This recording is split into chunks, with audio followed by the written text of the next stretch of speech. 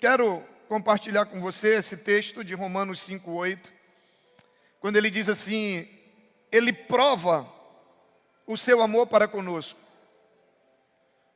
Quando Cristo morre na cruz por nós, diga comigo, sendo nós ainda pecadores. Antes de chegar aqui, eu quero voltar um pouquinho no que nós começamos a conversar no domingo passado, sobre a cultura do reino. Nós falamos que há uma promessa em Mateus 6,33, de que todas as outras coisas, todas as nossas necessidades, elas são supridas, quando nós buscamos em primeiro lugar o reino de Deus e a sua justiça. E ele diz que todas as coisas serão acrescentadas, deixando muito claro de que não vai ter falta de nada. Agora nós precisamos começar a usar a nossa inteligência, a nossa capacidade de raciocínio, para a gente entender a maneira pela qual nós acessamos as promessas na Bíblia. Sabe, é tempo de você parar de se enganar. É tempo de você parar de achar que só porque, se você ficar dizendo, todas as coisas vão ser acrescentadas na minha vida, todas as coisas vão ser acrescentadas, todas as coisas vão ser acrescentadas. Se você ficar repetindo isso o dia inteiro, as coisas vão ser acrescentadas? Não. Essa é uma promessa que está condicionada a um grupo de pessoas que escolhe e decide buscar em primeiro lugar o reino dele e a sua justiça. Você pode não abrir a boca e não falar nada, mas se você começar a ter o reino de Deus, as coisas de Deus, a vontade de Deus como prioridade na sua vida, nem que você não queira, a promessa se cumpre. Nós vimos ainda que o reino, ao contrário do que muita gente pensa, o reino de Deus não se trata de você ir para o céu após a morte, mas trata da gente já andar em princípios, em propósitos e no poder que há no céu, já aqui na terra. É disso que trata o reino de Deus. E exatamente isso, é esse reino que Jesus veio trazer. Quando ele diz, arrependei-vos, pois é chegado o reino dos céus. Então nós vimos isso no domingo. E querido, nós estamos tão condicionados pela religião. A nossa mente está tão bitolada pela religião, que a gente tem dificuldade de entender a verdadeira mensagem do Evangelho. Porque o que é a mensagem do Evangelho? A mensagem do Evangelho, presta atenção aqui comigo, é sobre um rei, um reino e cidadãos desse reino. Essa é a mensagem do Evangelho. Agora, a maioria de nós não tem noção do que a gente perde quando a gente abre mão de ser um cidadão do reino. E aí, a gente quando abre mão de ser um cidadão do reino, a gente perde a nossa cidadania. E eu não sei se você tem noção do quão é importante uma cidadania. Por exemplo, se você está no Brasil e você não é um cidadão brasileiro, você não tem direito e nem acesso a todas as coisas que um cidadão brasileiro tem, sim ou não? Um americano no Brasil, os direitos dele são totalmente diferentes do que os direitos de um cidadão brasileiro. Da mesma maneira que um brasileiro nos Estados Unidos, ele não tem os mesmos direitos que um americano. Por quê? Porque tem direitos que só a nossa cidadania nos dá. Isso quer dizer que tem direitos, tem promessas que só estão acessíveis para quem é cidadão do reino. E olha que nós estamos falando de um reino extraordinário. Nós estamos falando que tudo que acontece no céu está acessível a quem já vive o reino aqui na terra. Quando a gente perde essa cidadania, a gente perde os direitos. E se a gente não entender o conceito de reino, como ele funciona, a gente nunca vai buscar em primeiro lugar o reino. A gente vai ficar dizendo, buscar em primeiro lugar o reino de Deus e a sua justiça, e todas as outras coisas serão acrescentadas. Tá, mas o que é buscar o reino? Como é que as coisas funcionam no reino? Se eu não entender como é que um reino funciona, porque na experiência que nós temos dos governos atuais, dos governos modernos, isso dificulta a nossa compreensão do que é um reino. A gente olha, por exemplo, Estados Unidos, o presidente dos Estados Unidos, o presidente do Brasil. Os governos que nós estamos acostumados a ver são governos ou republicanos ou democráticos. Não tem nada a ver com reino. E isso nos impede ou nos atrapalha, no mínimo, da gente entender o que a Bíblia quer dizer quando ele fala de reino. Quando a gente olha para o presidente de um país, por exemplo, o presidente dos Estados Unidos, ele não é dono do país. Ele não é dono do que está ali. Ele está ali por 4 anos para administrar. Mas ele não é o dono. Quando a gente fala de um reino, num reino, tudo é propriedade do rei. O rei é dono de tudo, inclusive das pessoas. Esse é o conceito de reino. Num reino, o rei ele é soberano, ele é o governo, ele é a única e definitiva autoridade. Num reino, ninguém vota para tirar o rei. Ele é definitivo. No reino não existe democracia. Não, vamos votar, vamos ver a maioria. Os irmãos que são favoráveis, levantem a mão. Isso é coisa de batista. Isso não é coisa de reino. Os irmãos contrários, misericórdia. No reino, a vontade dele é única. A vontade dele é o que prevalece. Ele é dono de tudo. Esse é o conceito de reino. A maior dificuldade que nós temos é porque que a gente não vive numa realidade e nem tem muito contato com um reino. Porque a gente vive ou numa democracia ou numa república. E na verdade, quando a Bíblia está falando de reino de Deus, de reino dos céus, é sobre isso. É esse conceito. O evangelho, vida cristã, é sobre um rei, é sobre um reino e sobre cidadãos desse reino. E a Bíblia vai dizer que aqui na terra existem 2 reinos que estão em conflito a todo instante: o reino das trevas e o reino da luz. O reino das trevas, as pessoas dão um dos nomes que dão ao príncipe das trevas é Satanás. Um dos nomes que se dá ao príncipe da luz é a luz do mundo, que são os 2 príncipes, que eu não sei se você sabe, mas a palavra príncipe vem da mesma origem de princípio, que quer dizer o primeiro. Pegando a linguagem do militarismo, é o 01. É o que manda. É a autoridade máxima. Por isso príncipe vem de princípio. E aí existe o príncipe do reino das trevas e existe o príncipe do reino da luz. E tudo que nós vivemos no nosso dia a dia, embora eu e você não percebamos, mas existe um conflito aqui, para decidir quem vai reinar sobre a minha vida e sobre a sua vida.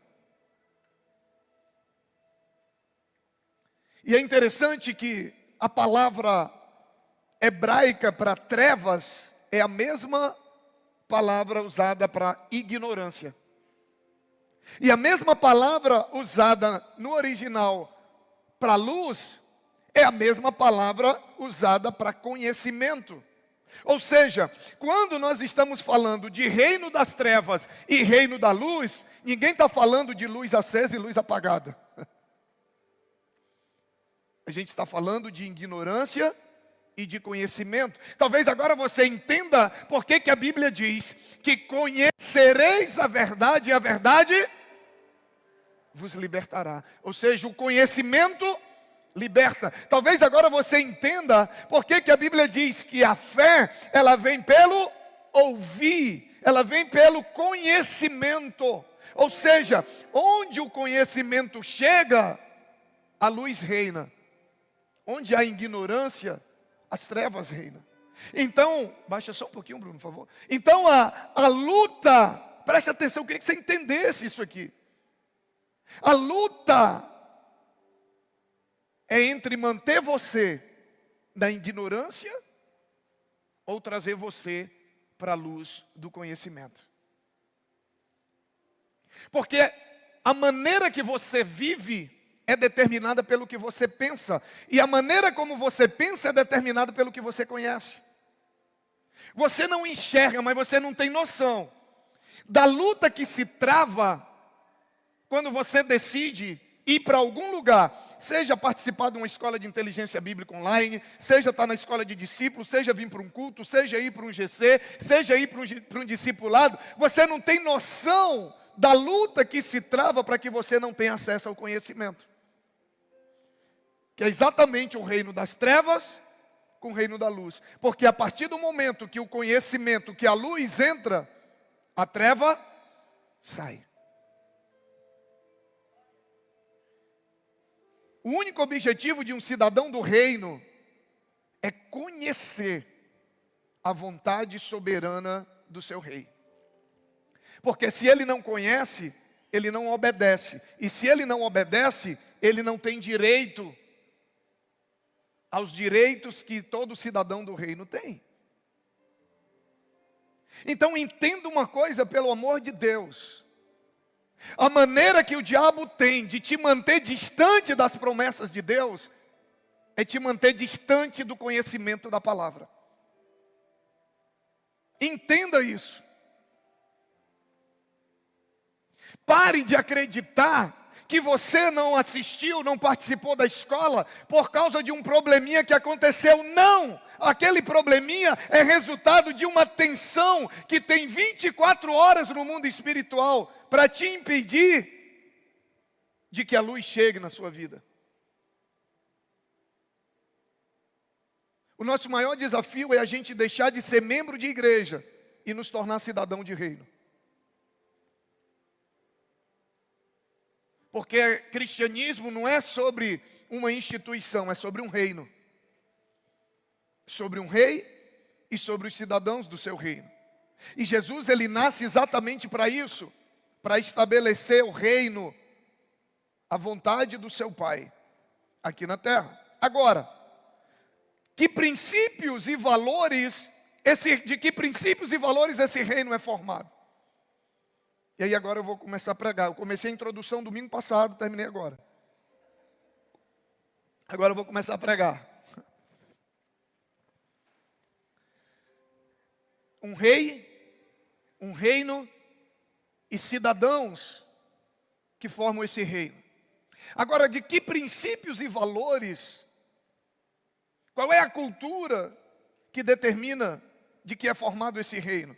Não há como falar de cultura do reino, não há como começar a falar de cultura do reino, se não for falando sobre a cultura do amor. Porque tudo começa pelo amor. Deus enviou o seu Filho porque Ele nos amou. Não é porque você era bonzinho, não é porque você era legal, não, é porque Ele te amou. Por isso que a Bíblia vai dizer que Ele nos amou de tal maneira, ou seja, de uma maneira que Ele foi capaz de dar o seu Filho na cruz por mim e por você. Então, a história do reino de Deus tudo começa pelo amor. Agora, a Bíblia diz que o texto que nós lemos inicialmente, que Ele prova esse amor. Ele não apenas nos amou, mas Ele provou. Como? Dando a vida do seu Filho. Ele não precisa mais provar nada. Agora, da mesma maneira, a implantação da cultura do reino aqui na terra começa como? Começa pelo amor. Quando nós o amamos, preste atenção. Só tem uma maneira de eu conseguir viver dentro dos princípios e valores desse reino. quer ser o amar. É por isso que ele diz: aquele que me ama, guarda os meus mandamentos. Aquele que me ama, anda segundo a minha vontade. Aquele que me ama, ele diz, aquele que tem os meus mandamentos e os guarda, não é apenas ter. É aquele que tem e os guarda, esse é o que me ama. Ou seja, se nós não amarmos, nós jamais vamos conseguir fazer parte desse reino. Porque esse reino, tudo começa pelo amor. Agora, pastor, mas isso a gente sabe. Quem é que não sabe que a gente tem que amar? Legal. Mas vamos dar uma apertadazinha no parafuso? Agora, como será que ele espera que nós o amemos? 1 Coríntios 13, ele diz assim: ainda que eu fale a língua dos homens e dos anjos, se não tiver amor, serei como o sino que ressoa ou como o prato que retine.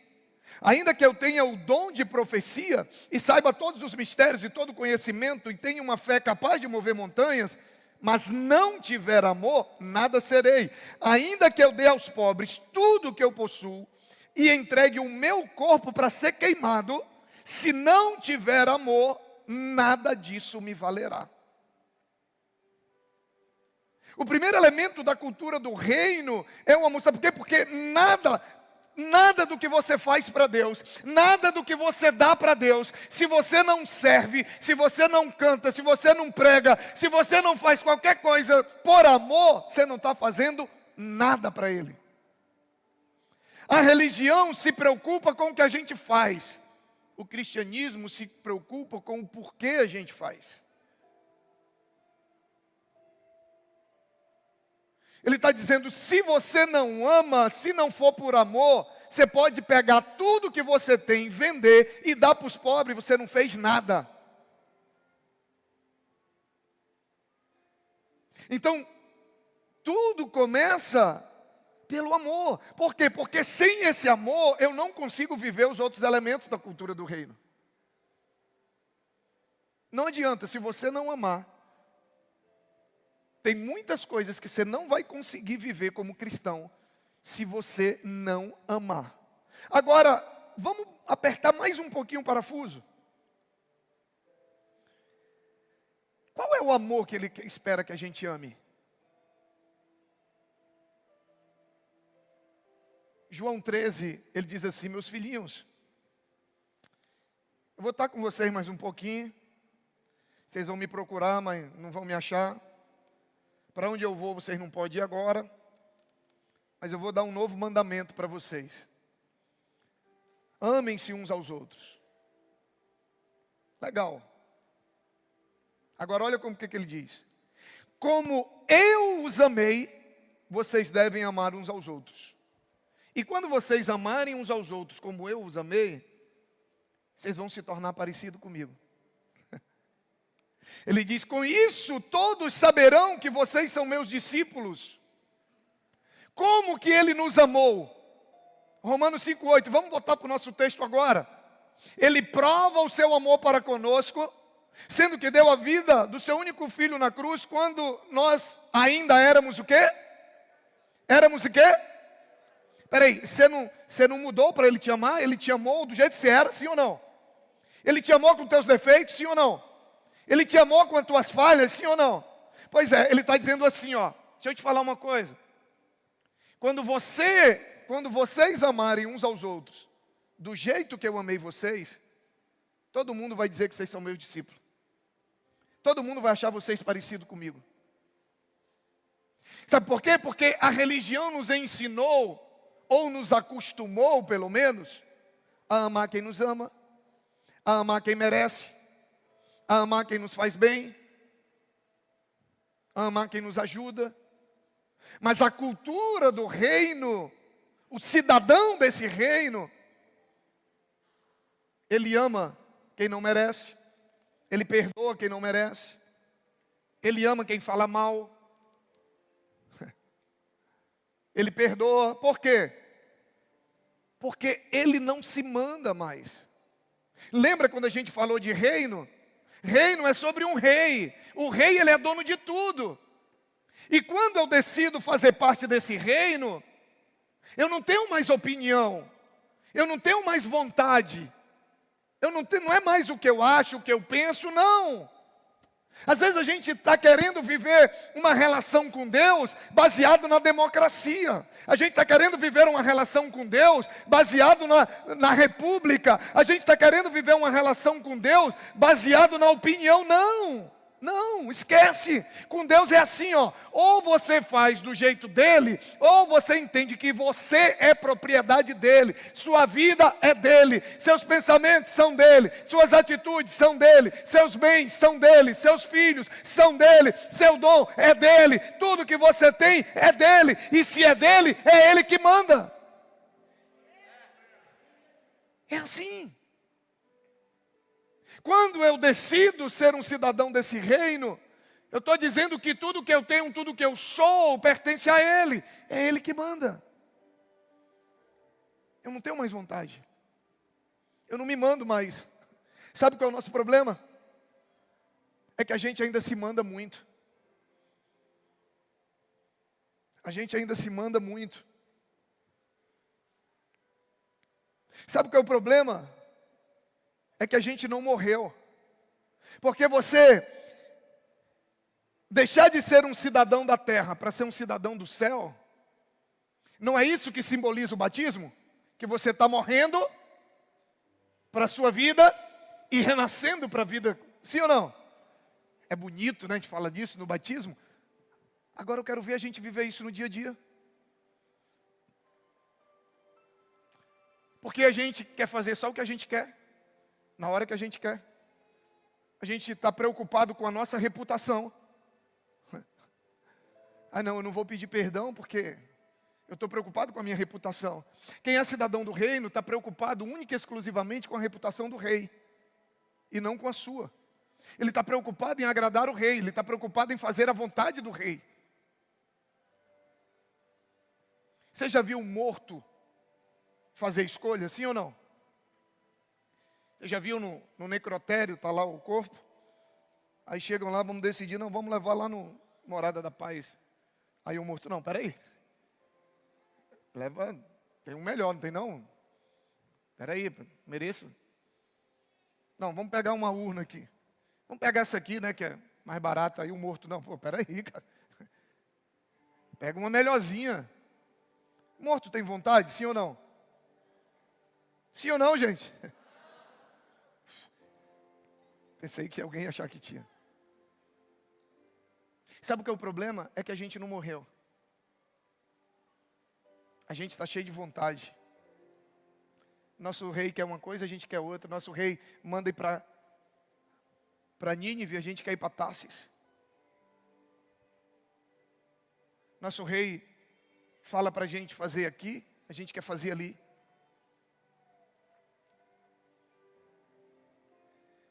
A cultura do reino, tudo começa pelo amor, pela nossa capacidade de amar uns aos outros, como Ele nos amou. Isso implica amar as pessoas do jeito que elas são, com as suas falhas, com seus erros, com as suas imperfeições. Isso não quer dizer concordar, não. Mas quer dizer amar. Não tem como ser cidadão do reino e escolher quem eu quero amar. Não dá para ser um cidadão do reino e a gente querer fazer só o que a gente quer fazer. Quando a gente decide viver como cidadão do reino, buscando em primeiro lugar o reino dele e a sua justiça e a sua vontade. Viver essa cultura que começa pela cultura do amor. Querido, tem tanta coisa que difere. Se a gente vai falar muito sobre isso ao longo do ano. Mas se você começar a observar, você vai perceber que na sua vida, mesmo você estando na igreja, tem muita coisa que está diferente daquilo que a Bíblia diz que você tem que fazer. A Bíblia diz que a gente tem que cuidar uns dos outros, sim ou não? Tem algum lugar na Bíblia isso, sim ou não? Sim ou não, gente? Mas a gente não quer cuidar, a gente só quer cuidar de nós mesmos. Está na Bíblia que a gente tem que ser generoso? Sim ou não?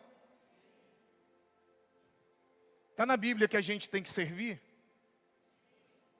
Vocês sabem muito de Bíblia, né? Vocês estão igual o doutor da lei. Doutor na lei. Mas o nosso desafio é ser doutor na prática. Porque aquele homem, ele era doutor na lei. Quando Jesus pergunta para ele quem era o próximo do cara caído, ele diz, o samaritano. Jesus arrebentou. Agora vai lá e faz o mesmo. Porque tem muita coisa que eu e você sabemos que nós precisamos fazer, mas a gente não está fazendo. Tem muita coisa que a gente conhece que é vontade do nosso rei, mas a gente continua fazendo a nossa vontade, vivendo do nosso jeito. Eu quero dizer uma coisa para você, há uma promessa, e eu tenho visto isso se cumprir na minha vida.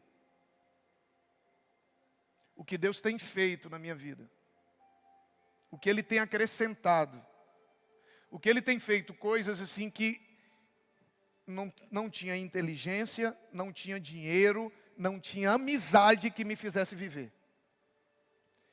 Deus me colocou em lugares que tinha pessoas que queriam pagar milhares de reais para estar, e eu estava lá de graça.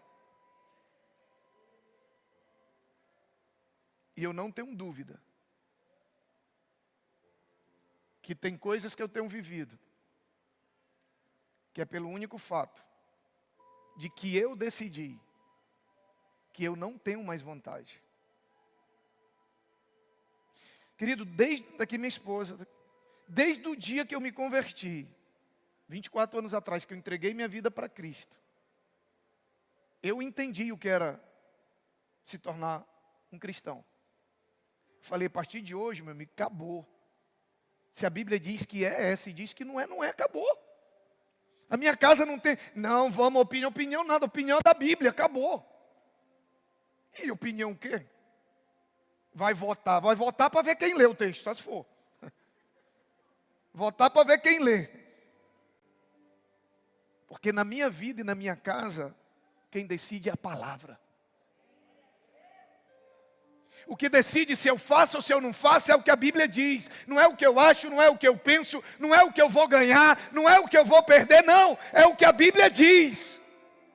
Porque eu tenho um rei sobre a minha vida. Na minha casa há um rei, mas não há um rei de brincadeira, há um rei que reina.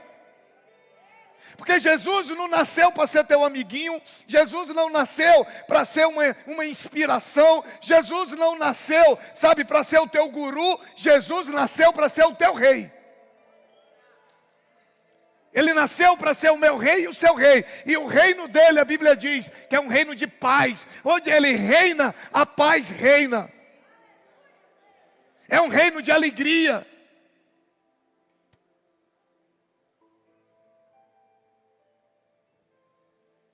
Há um reino, há um rei, há um reino, e nós somos convidados a ser cidadãos desse reino. Cristianismo é sobre isso. Não é sobre ser membro de uma igreja. É sobre ser cidadão de um reino. E hoje o que eu queria que você entendesse que um dos elementos da cultura desse reino é que quem tem ele como rei, ama como ele me amou. Quando eu lembro quem eu era, e quando eu lembro quem eu continuo sendo,